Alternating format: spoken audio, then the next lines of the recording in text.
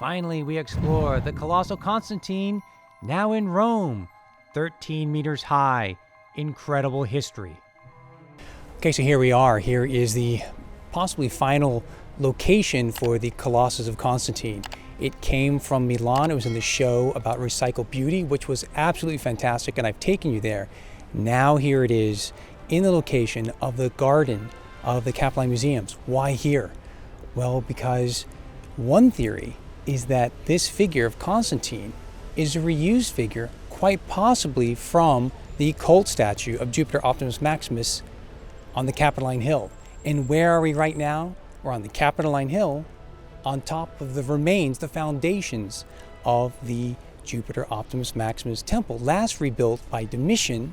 And of course, you can see some of the foundations of the regal period temple inside the Capitoline Museums. So this has given you a phenomenal opportunity to come to explore the history of these museums, but now also to engage in this reconstruction. Why is it so important to come to the Capitoline Museums today?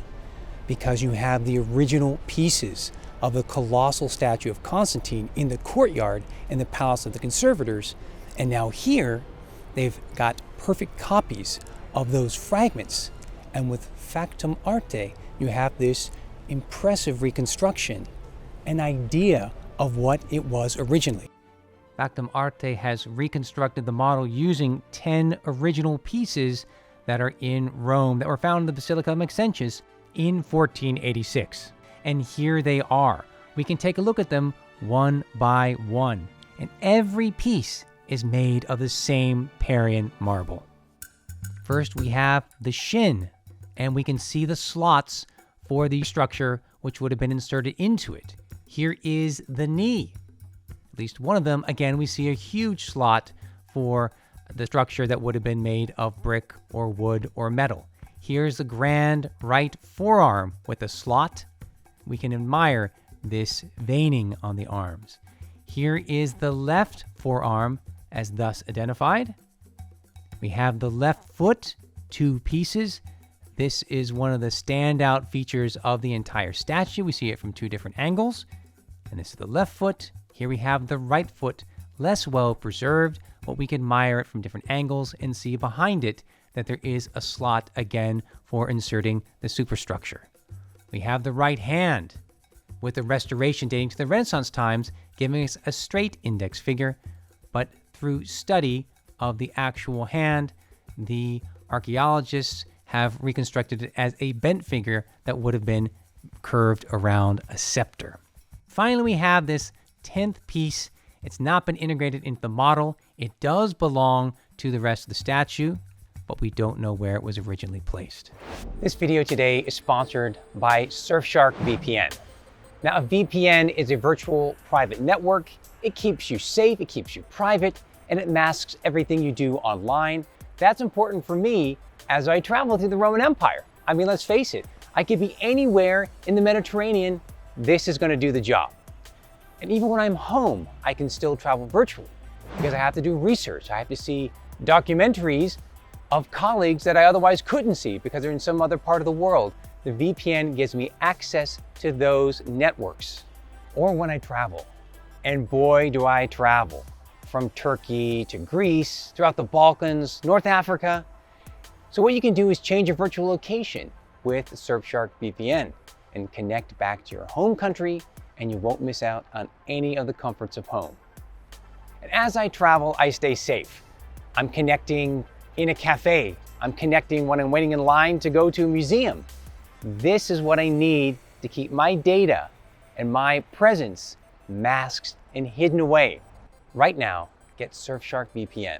Just click on the link in the description, enter the promo code Darius Aria. You'll get 83% off and 3 extra months free. I guarantee that you'll want it with you on your next adventure. Now we look at the face of Constantine and we know it's been recarved. Now on the one hand, experts say that the nose, the eyebrows, part of the hair is original and not recarved. But it definitely looks like he's had a shave. So then you lead to the theory that this was originally a colossal statue of a bearded emperor, like Hadrian. Another theory, a prevalent theory today, is quite possibly it was a bearded god instead of an emperor, leading you to that theory that this was actually the reused cold statue of Jupiter Optimus Maximus himself. But what we have here is a celebration, is a triumph of art and technology, Factum Arte on their side, with a philological study, with the experts, with the superintendent of Rome, working together to understand how to envision the original cult statue. This is an acrolithic cult statue, which means that the exposed body parts are made of marble, but the superstructure would have been brick, it would have been wood, and rods of metal. And ultimately, the 10th piece that was recently identified by the superintendency, discovered in 1951 in the warehouses, in the storerooms of the Colosseum, has now been attributed to this statue, which then gives support to the idea that it was a bare-chested colossal statue, because you have one fragment of the chest with a nipple. So this is a great discovery, and that piece is still on display to the public. It should be brought to the Capitoline Museums to be on permanent display, let's hope so, but the new identification of this piece supports the theory that this was a bare-chested, Olympic-like figure that we see in the Temple of Jupiter Optimus Maximus, itself a copy or reflecting the original Olympian Zeus in Olympia by Phidias. So you have together a triumph of technology and study by art historians and archaeologists to put together, to reassemble and give the public a reason to get hungry and curious about the ancient world, to be curious and learn more about ancient Rome by coming here to enjoy this colossal statue. Let's take a look at the statue again. Now we know that statues of antiquity were painted, but we don't have any trace elements of the paint on the original pieces, so it's been left unpainted. But we can clearly see then a distinction between the perfect scan of the real pieces with the invented portions of the body. Now we have some scholarly interpretations of this statue, that his finger curled around and held some sort of scepter in the right arm, and in the left he was holding a sphere. That's based upon other models that we have, as we said before. Now what about the drapery? Here they have a nice gilded bronze effect. That's one interpretation. It could have instead been covered with cloth rather than panels of gilding. We just don't really know. So what we see in the end is an ideal, is an interpretation. And again, color has not been added because that would be taking it one step further away than from what we really know it looked like. So this is an astute interpretation.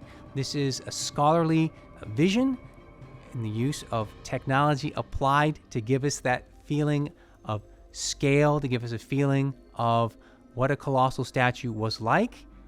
And in the end, the reality is we can always come back to the original pieces in the same museum. That's the really magnificent thing about this experience. Now that the colossal statue, reconstructed, is here in the Capitoline Museums, everyone should check this out. Thanks for watching. Thanks for being part of Darius Aria Digs. See you soon.